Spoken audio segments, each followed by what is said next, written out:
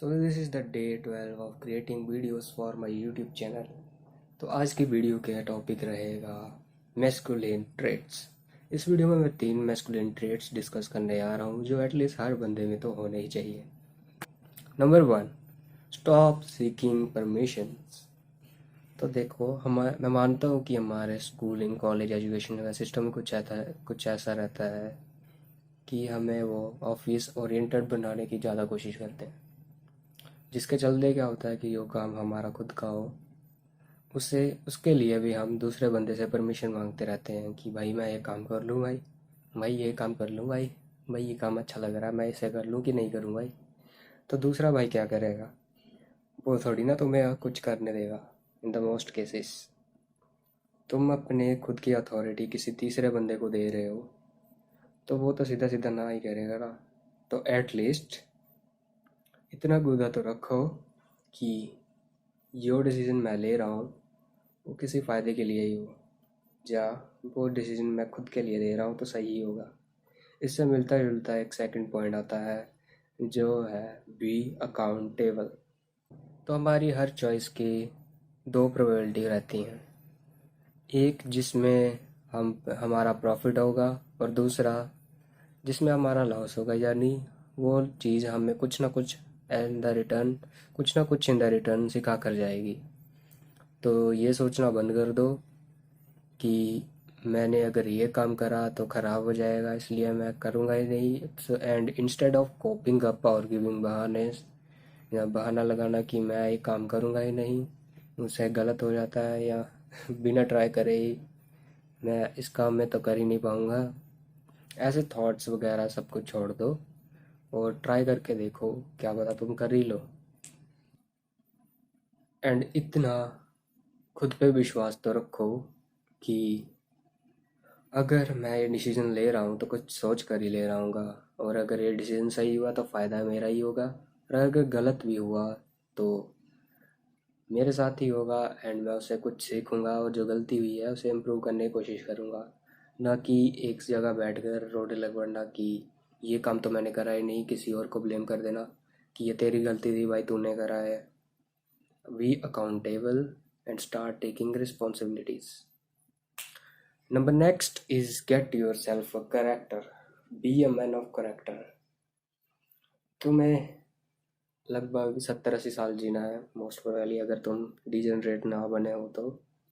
और most probably जितने वो 80 साल जीने हैं उनको जीने के लिए तुम्हें अपनी कुछ फिलॉसफीज बनाकर रखनी पड़ेगी, जहाँ अपने कुछ आइडियोलॉजीज बिलीव्स बनाकर पहले से रखने पड़ेंगे। जैसे कि मेरी 3 फिलॉसफीज हैं जो मैं मान कर रखता हूँ, जहाँ मानतर मानतर जो मान कर आया हूँ।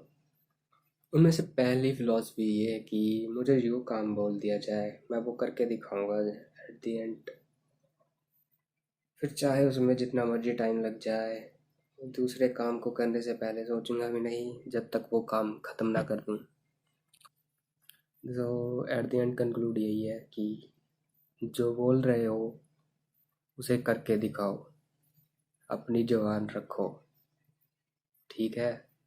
ये नहीं कि फेमिनिन अंकल की तरह बात कर रहे हो, आज ये बात करी अगले दिन भूल भी गए और कुछ और ही कर दी जो उससे वही कंट्राडिक्ट कर रही है, ठीक है ना?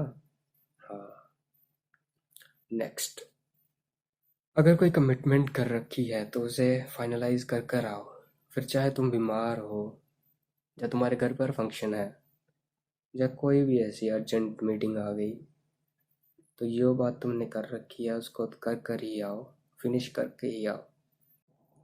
Character in the simple sense ये नहीं है कि जैसे गेम में कोई करेक्टर चूज़ करते हो, ऐसा नहीं है कुछ भी। रियलिटी में कुछ और ही मतलब होता है इसका। जैसे तुम्हारी लाइफ के क्या असूल हैं जिन्हें तुम मरने तक पर जिन्हें तुम मरते दम तक फॉलो करते रहोगे, फिर चाहे कुछ भी होता जाए। तो कुछ अपने ऐसे आइडियोलॉजीज बनाकर रखो जिनसे तुम्हारा करेक्टर के बारे में किसी भी व्यक्ति को पता चल सके। मैं फालतू बकवास नहीं करते हुए मूव करता हूँ नेक्स्ट पॉइंट पे। ये थे कुछ basic traits of being masculine man. जो एटलीस्ट हर बंदे में होने चाहिए, और ये सबसे इजी एंड एक्शनेबल थे, तो सबसे पहले मैंने इन्हें ही ख़त्म करने की कोशिश करी। नेक्स्ट वीडियो होने वाली है how relatable songs can destroy your present and future. नशे में हूँ थोड़ा, नहीं हूँ।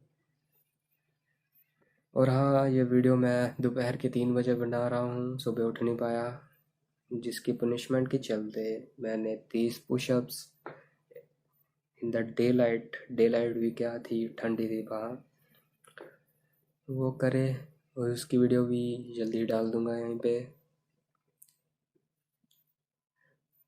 टिल देन अपना ख्याल रखो और अपने आसपास का भी ख्याल रखो। मिलते हैं अगली वीडियो में, ये अगली वीडियो से भी बेहतर होगी। बाय।